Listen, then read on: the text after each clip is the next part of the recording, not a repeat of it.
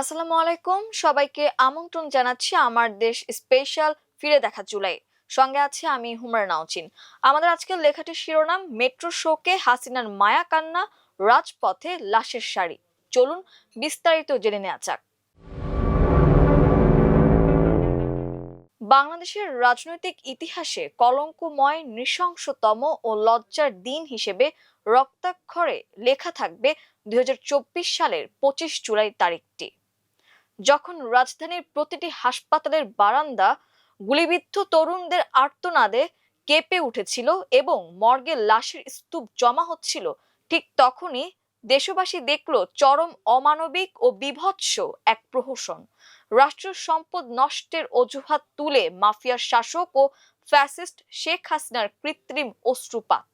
সে সময় জুলাই বিপ্লবীরা হাসিনাকে উদ্দেশ্য করে বলেছিলেন, নাটক কম করো প্রিয়। এই একটি বাক্য 24 জুলাই বিপ্লবের প্রতিবাদের অন্যতম নিদর্শন হয়ে আছে। কোটা সংস্কার আন্দোলনে অংশ নেয়া শিশু, কিশোর, যুবক থেকে শুরু করে পথচারী, বৃদ্ধ কেউ রক্ষা পায়নি শেখ হাসিনার লেলিয়ে দেওয়া বাহিনীর নির্মম বুলেট ও সন্ত্রাসী হামলা থেকে। বিশেষ করে উত্তরার চিত্র ছিল রীতিমতো বিভীষিকাময়।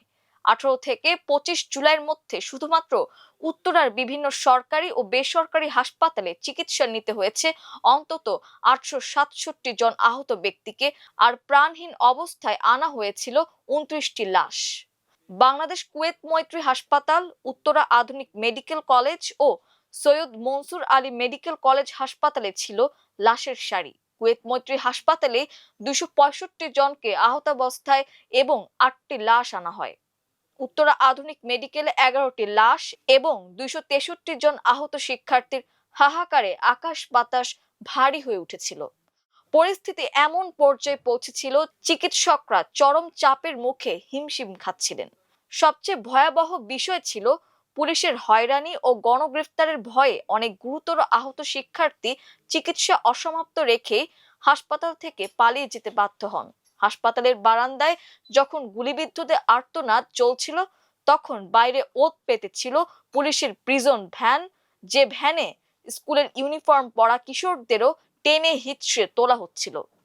রাজধানীর মর্গগুলোয় সেদিনের দৃশ্য ছিল অকল্পনীয়।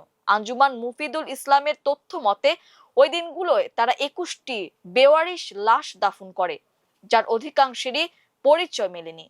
ঢাকা মেডিকেল কলেজ হাসপাতালের মর্গের ডোম রামচন্দ্র দাসের বর্ণনা অনুযায়ী যেসব লাশ দাফনের জন্য পাঠানো হয়েছিল, তাদের শরীরে ছিল সরাসরি গুলির ক্ষত এবং পিটিয়ে মারার মারাত্মক জখম। ওই লাশের স্তূপই প্রমাণ করে তৎকালীন সরকার কতটা বেপরোয়া ভাবে নিজের দেশের নাগরিকদের ওপর শিকার চালিয়েছিল।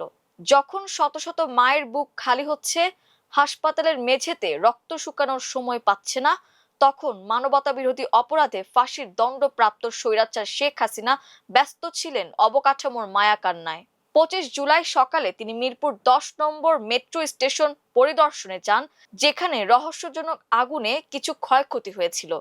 ভিডিও ফুটেজে দেখা গেছে শিক্ষার্থী নয়, বরং সন্দেহভাজন কিছু লোক ওই নাশকতা চালিয়েছিল, যার দায় শেখ হাসিনা আন্দোলনকারীদের ওপর চাপানোর চেষ্টা করেন। পরিদর্শন শেষে টিস্যু হাতে নিয়ে চোখ মুছতে মুছতে আগে থেকে প্রস্তুত ক্যামেরার সামনে দাঁড়ালেন। পেছনে ভাঙা কাঁচ রেখে বলতে শুরু করলেন সেই চিরচেনা বেদনার গল্প ও স্বজন হারানোর বেদনার কথা। তিনি ভাঙচুরের ঘটনায় দেশবাসীর কাছে বিচার চান, বলেন দেশের জনগণকে তাদের বিচার করতে হবে। আমি জনগণের কাছে ন্যায় বিচার চাইছি। ধ্বংসযজ্ঞের বর্ণনা দেওয়ার মতো আমার আর কোনো ভাষা নেই। অথচ আইন শৃঙ্খলা রক্ষাকারী বাহিনীর গুলিতে নিহত শত শত প্রাণের বিষয় তার মুখে ছিল পৈশাচিক নীরবতা। তাই ফ্যাসিস্ট হাসিনার এই কান্নাকে সাধারণ মানুষ ঘৃণা ভরে প্রত্যাখ্যান করেন। নেটিজেনরা একে নাটক কম করো প্রিয় বলে ব্যঙ্গ করেন এবং দেয়ালে দেয়ালে গ্রাফিতিতে এই স্লোগান ফুটে ওঠে। রাজশাহী বিশ্ববিদ্যালয়ের গণযোগাযোগ ও সাংবাদিকতা বিভাগের অধ্যাপক সেলিম রেজা নিউটন হাসিনার এই কৃত্রিম শোককে যথার্থভাবে বর্ণনা করেন। তিনি বলেন, মাফিয়া মায়ের মেট্রো শোক। শত শত মানুষের জীবনের চেয়ে হাসিনার কাছে যে যান্ত্রিক কাঠামো বড় ছিল, তা তার বক্তব্যেই স্পষ্ট হয়ে ওঠে। কেবল গুলি করেই ক্ষান্ত হয়নি তৎকালীন মাফিয়া সরকার। 25 জুলাই পর্যন্ত শিক্ষার্থীদের বিরুদ্ধে একের পর এক মিথ্যা মামলা দেয়া হয়।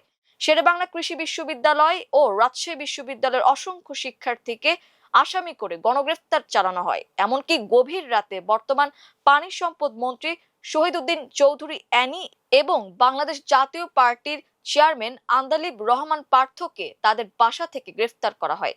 ওই দিন সারা দেশে প্রায় ৭০০ আন্দোলনকারী ও বিভিন্ন দলের নেতাদের গ্রেফতার করা হয়। ওই ভয়াবহ পরিস্থিতির ওপর ২৫ জুলাই গভীর উদ্বেগ প্রকাশ করে আন্তর্জাতিক মানবাধিকার সংস্থা অ্যামনেস্টি ইন্টারন্যাশনাল। তারা স্পষ্ট ভাষায় জানায়, সরকার প্রতিবাদ দমনে প্রাণঘাতী অস্ত্র ব্যবহার করছে। ইন্টারনেট বন্ধ করে দিয়ে আন্তর্জাতিক পর্যবেক্ষকদের চোখ এড়িয়ে গণহত্যা চালানো হয়েছে বলেও সংস্থাটি তাদের বিজ্ঞপ্তিতে উল্লেখ করে। তবে এত দমন পীড়নেও প্রতিরোধের আগুন নেভানো যায়নি। ২৫ জুলাই ঢাকা বিশ্ববিদ্যালয় ক্যাম্পাসে ঐতিহাসিক এক বিজয় অর্জন করেন শিক্ষার্থীরা। তারা দেশি বিদেশি অস্ত্রধারী ছাত্রলীগের সন্ত্রাসীদের শক্ত হাতে প্রতিরোধ করে ক্যাম্পাস থেকে বিতাড়িত করেন। শিক্ষার্থীদের ঐক্যের শক্তির সামনে ছাত্রলীগের বহু নেতাকর্মী সংগঠন ছাড়ার ঘোষণা দেন এবং ক্যাম্পাস থেকে পালিয়ে যেতে বাধ্য হন।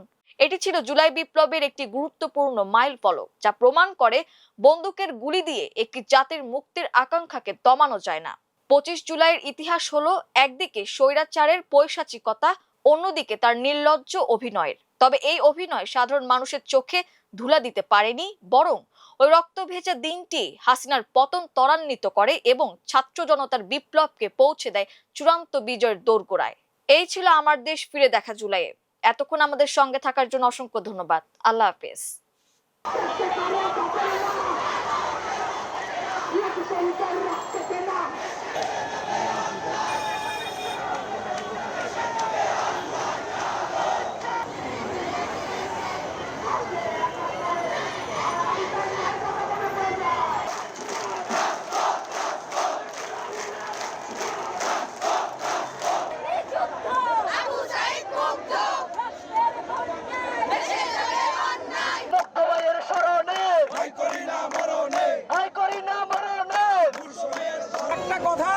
শেখ হাসিনার ফাঁসি চাই, মোদিকে জানাচ্ছি তাড়াতাড়ি পাঠিয়ে দেন।